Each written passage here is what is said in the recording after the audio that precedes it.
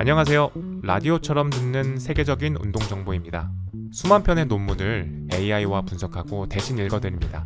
이제 매일 운동하면서 편하게 듣기만 하세요. 혹시 힘들지 않으면서도 건강, 또 수명까지 늘리는 그런 운동이 있다면 어떨까요?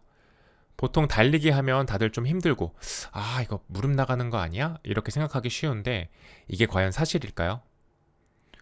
오늘 저희가 바로 이 슬로우 조깅이라는 것에 대해서 한번 깊이 파고들어 볼 건데요. 과학적 근거들을 바탕으로 이 느린 달리기가 우리 건강하고 또 수명에 어떤 놀라운 영향을 미치는지 좀 편안하게 한번 살펴보시죠. 달리기 하면 보통 숨차고 힘들다는 생각을 많이 하잖아요. 그런데 웃으면서도 할 수 있는, 그러면서 건강 효과는 또 뛰어난 슬로우 조깅이라는 것이 있습니다. 니코니코 페이스, 우리말로는 그 웃음 페이스라고 들어보셨어요? 말 그대로 달리면서 옆 사람이랑 편하게 대화를 하거나 살짝 미소 지을 수 있을 정도의 그 아주 낮은 강도를 뜻하는 건데요. 그 힘들고 부상 위험이 크다는 달리기에 대한 그 고정관념을 깨는 접근 방법입니다. 특별한 준비 없이 바로 시작할 수 있고 또 피로가 거의 안 쌓인다는 게 큰 장점입니다. 근데 이렇게 편안한 페이스로 뛰는데 어떻게 효과가 있을까요?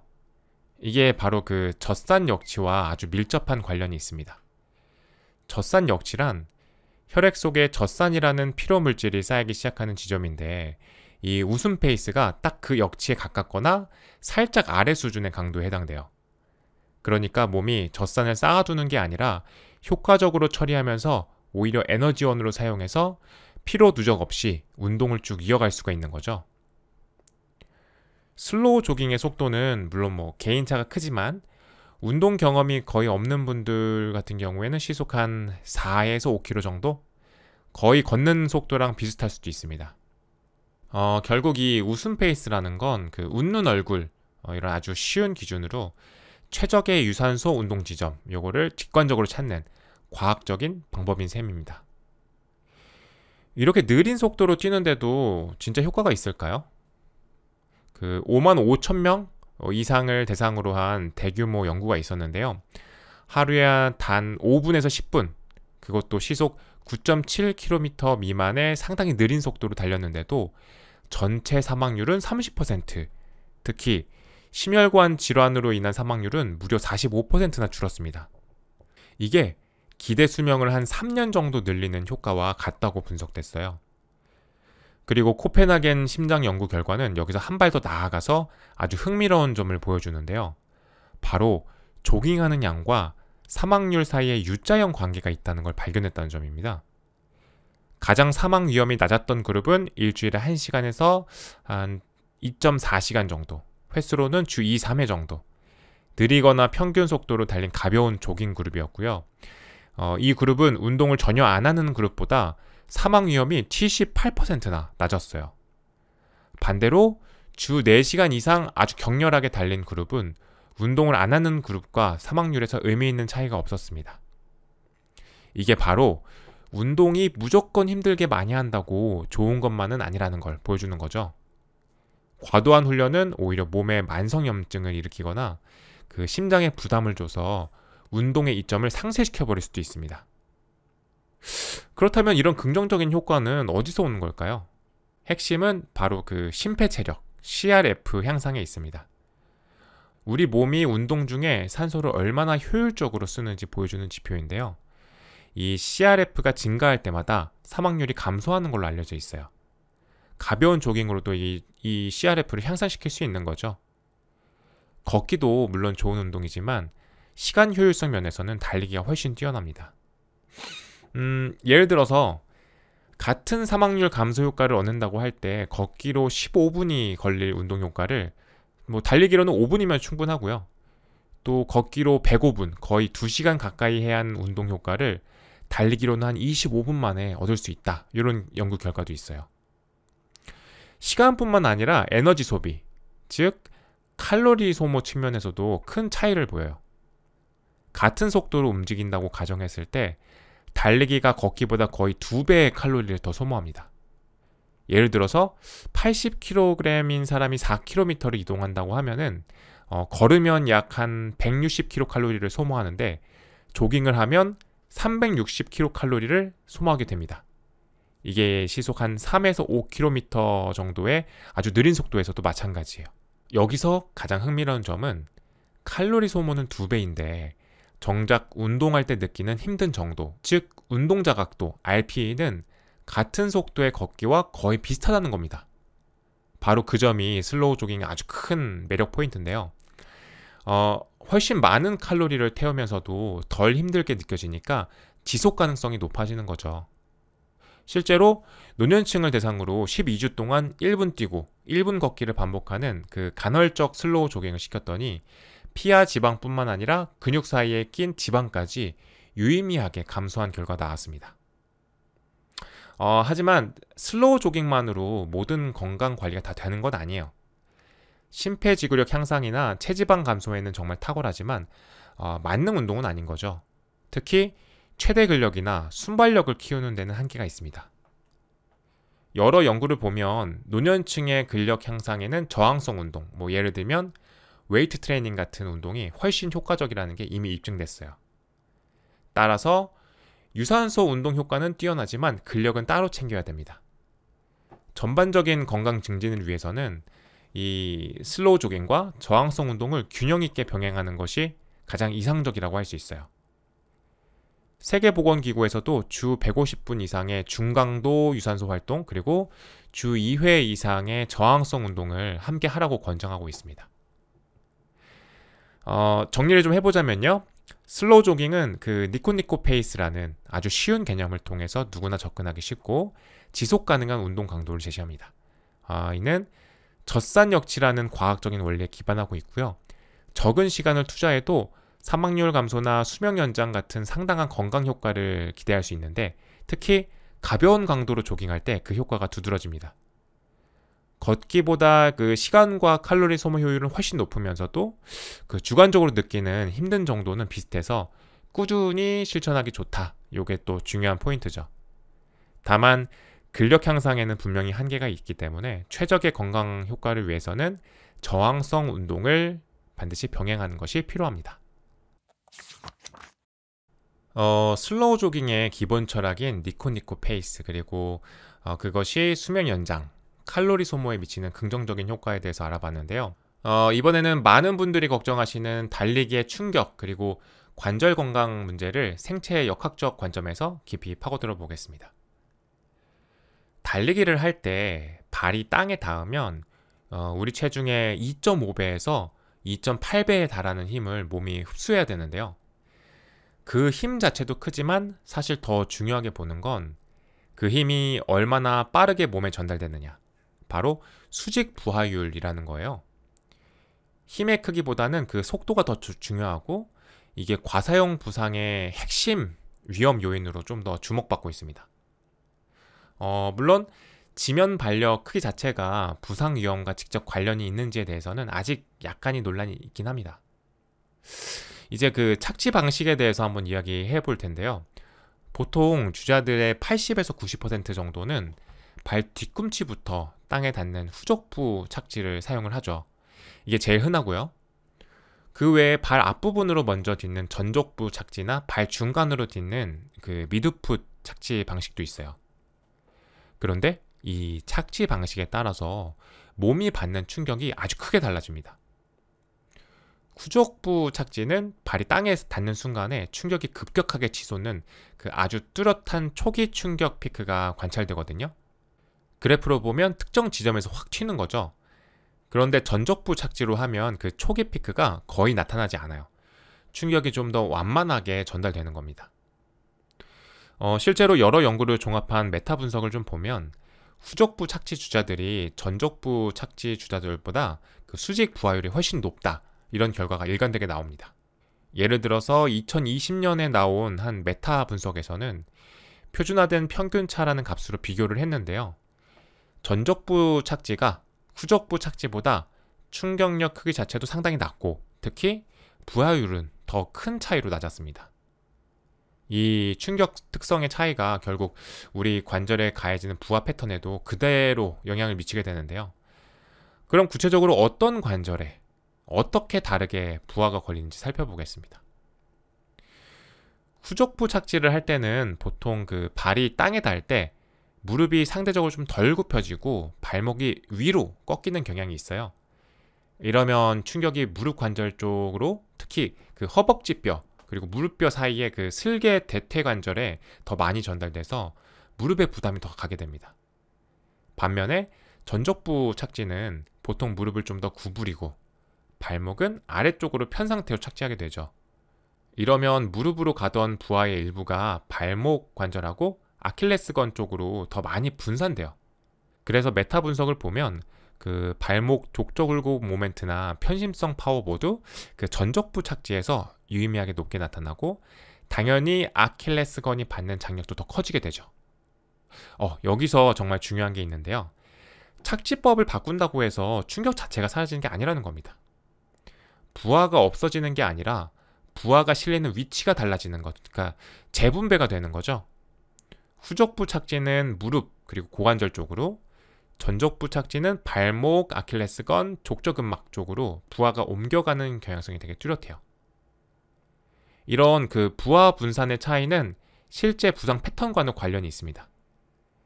연구들을 보면 후족부 착지는 아무래도 무릎 통증, 특히 슬개대퇴 통증 증후군이나 고관절 스트레스 관련 그 부상 빈도랑 연관성이 좀 더 나타났고요.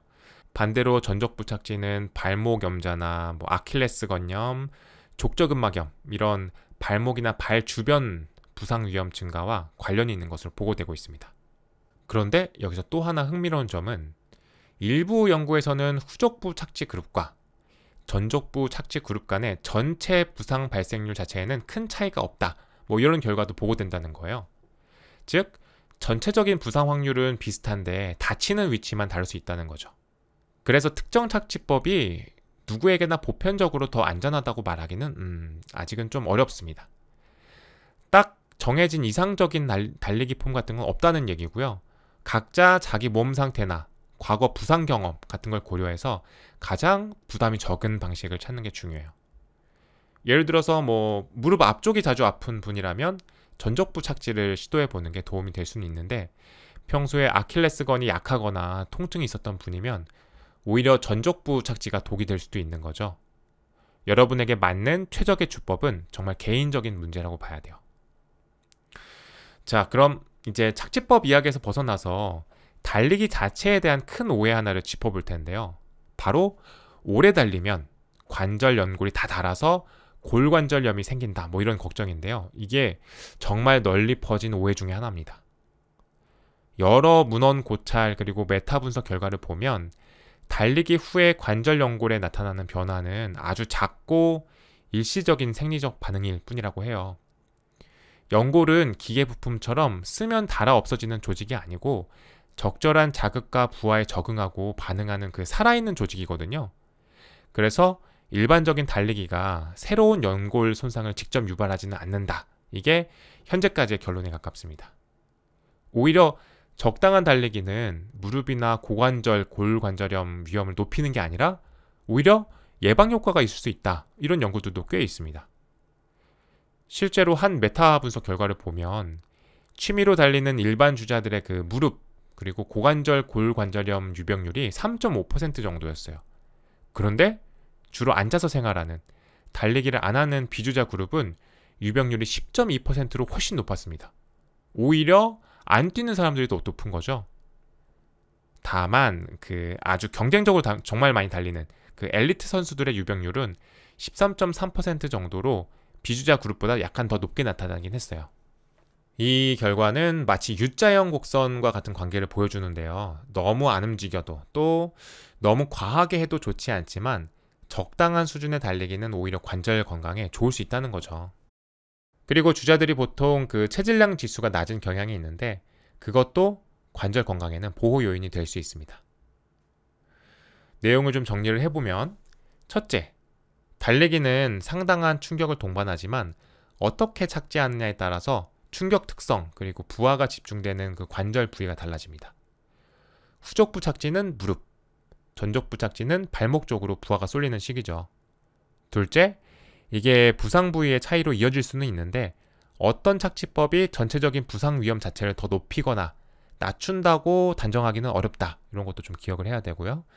마지막으로는 일반적인 수준의 달리기는 골관절염을 유발하기보다는 오히려 관절 건강에 긍정적인 영향을 줄 수 있고, 골관절염 유병률은 달리기 강도나 양에 따라서 U자형 관계를 보이는 경향이 있다. 이런 것까지 이야기 나눴습니다. 달리기의 충격은 착지법에 따라서 무릎 그리고 발목으로 재분배될 뿐이고, 그 적절한 달리기는 오히려 관절염 예방에 도움이 될 수 있다는 점을 확인했는데요. 그렇다면 우리 몸속에서는 어떤 생리학적 변화들이 이런 건강 효과를 만들어내는 걸까요? 그 핵심에는 다시 한번 니코니코 페이스가 있습니다. 편안하게 대화하면서 달릴 수 있는 이 니코니코 페이스는 단순히 기분 좋은 걸 넘어서 생리학적으로도 아주 중요한 의미가 있어요. 이 니코니코 페이스라는 게 사실 우리 몸의 젖산 역치와 거의 비슷하거나 바로 아래 수준의 강도거든요. 이 정도 강도로 운동을 하면 유산소 체력 향상에 좋고요. 또 혈압을 낮추고 좋은 HDL 콜레스테롤을 올리고 인슐린 저항성을 개선하는 데도 상당히 효과적입니다. 세포 차원에서도 아주 의미 있는 적응이 일어나요. 예를 들어 그 미토콘드리아 생성을 촉진하는 핵심 인자가 활성화되기에 충분한 강도라는 거죠. 이게 결국 세포의 에너지 공장인 미토콘드리아를 더 만들게 하는 신호 역할을 하거든요. 그래서 굳이 복잡한 장비 없어도 옆 사람과 대화가 되는지 안 되는지를 보는 그 대화 테스트만으로 그 유산소 운동의 적절한 강도를 스스로 조절할 수 있는 아주 실용적인 방법이 됩니다. 말이 편하게 나오면 젖산 역치 아래고, 숨이 차서 끊기면 그 이상인 셈이죠. 그리고 이 젖산 역치의 바로 아래에서 운동하는 게 에너지 쓰는 방식에서도 중요해요. 이 강도에서는 젖산 역치를 살짝 넘었을 때보다 지방을 훨씬 더 많이 연료를 쓰게 되거든요. 혈중 젖산 농도도 낮게 유지되고요. 유산소 능력을 키우면서 동시에 그 지방 대사도 효율적으로 만드는 최적의 상태라고 할 수 있습니다. 그럼 운동 강도를 계속 높이면 지방도 더 많이 탈까요? 꼭 그렇진 않아요. 지방이 타는 비율, 즉 지방 산화율은 운동 강도가 중간 정도일 때 최고가 됩니다.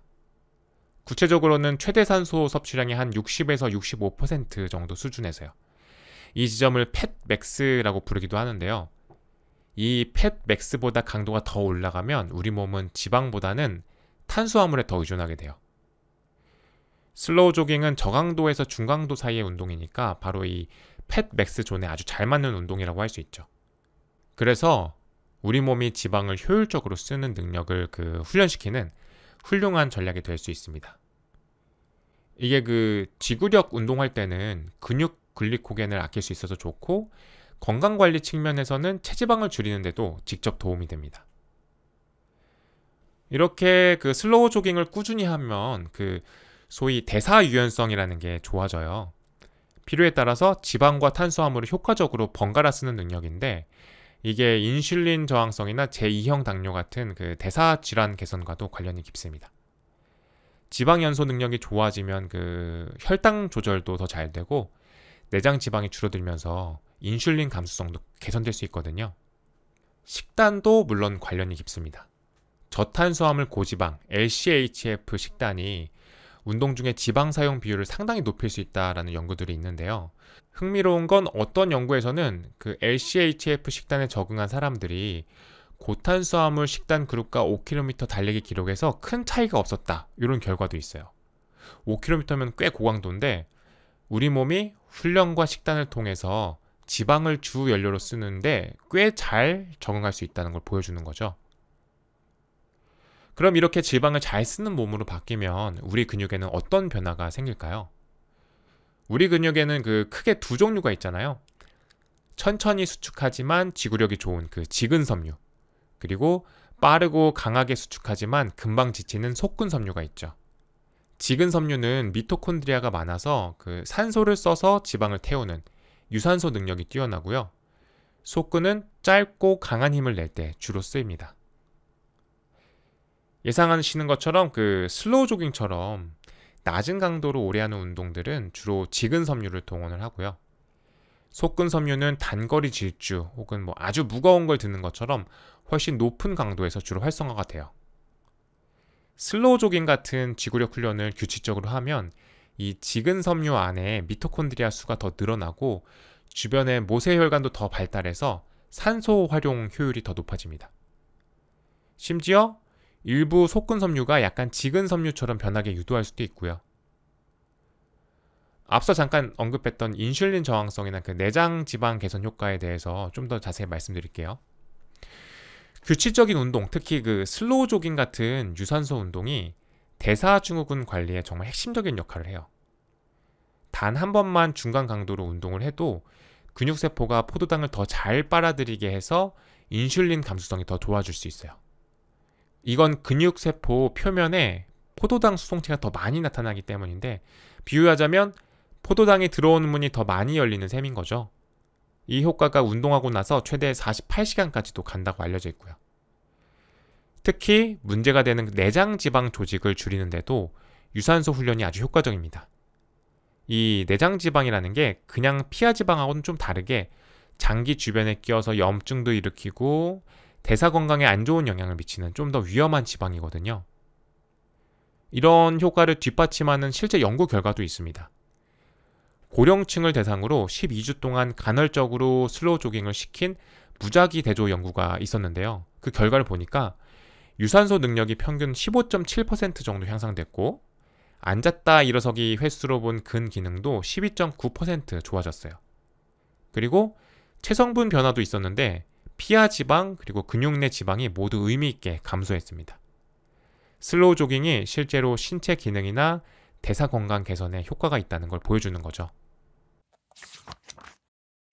슬로우 조깅이 우리 몸의 지방 연소 능력을 극대화하고 지구력에 중요한 지근 섬유를 발달시키고 인슐린 감수성을 개선하는 생리학적 원리에 대해서 살펴봤는데요. 이제 이러한 과학적 근거들을 바탕으로 슬로우 조깅을 안전하고 효과적으로 실천하는 구체적인 방법 그리고 종합적인 건강관리 전략에 대해서 이야기를 해보겠습니다.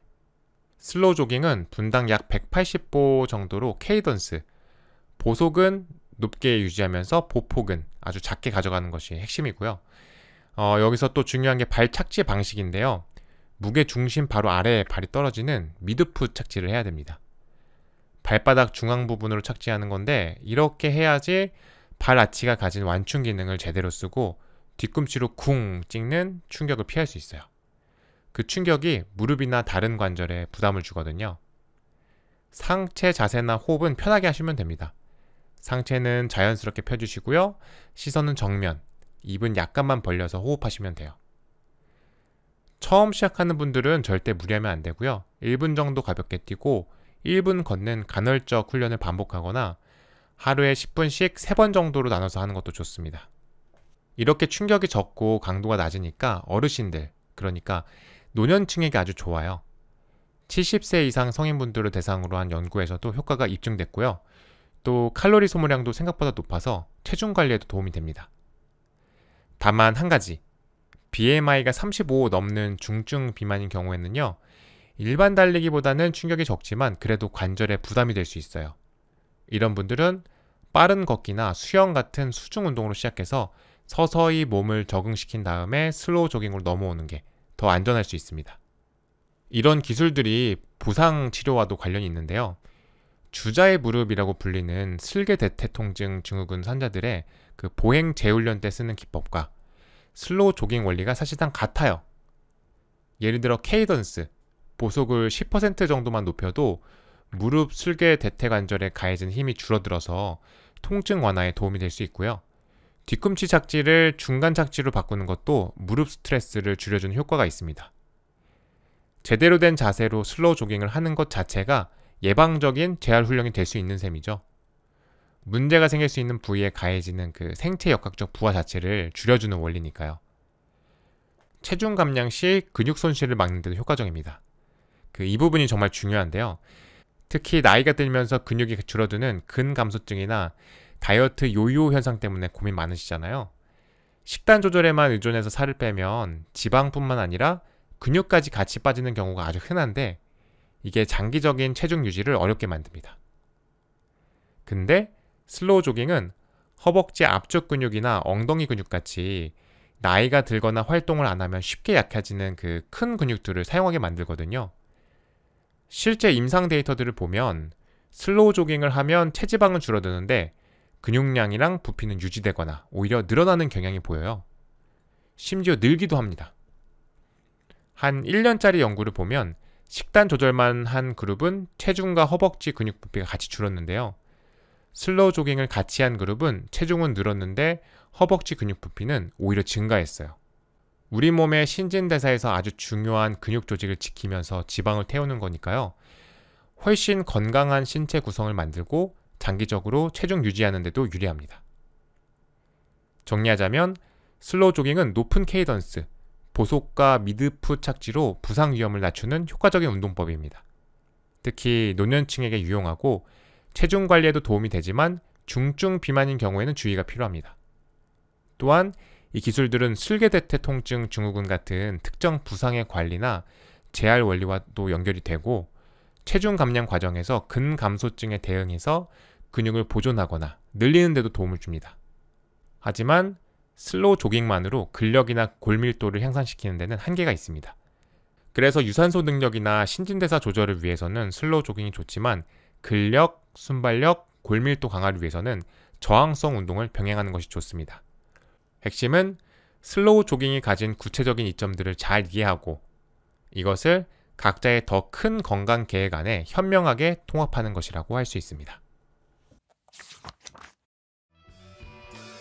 운동 정보 너무 많고 복잡하셨죠? 저희가 믿음직한 운동 나침반이 되어 핵심만 정확히 짚어드리겠습니다. 운동하며 똑똑해지는 경험 구독 버튼으로 지금 바로 시작해보세요. 어떤 주제가 궁금한지 댓글로 알려주시면 저희가 대신 분석하겠습니다. 지금까지 라디오처럼 듣는 세계적인 운동 정보였습니다.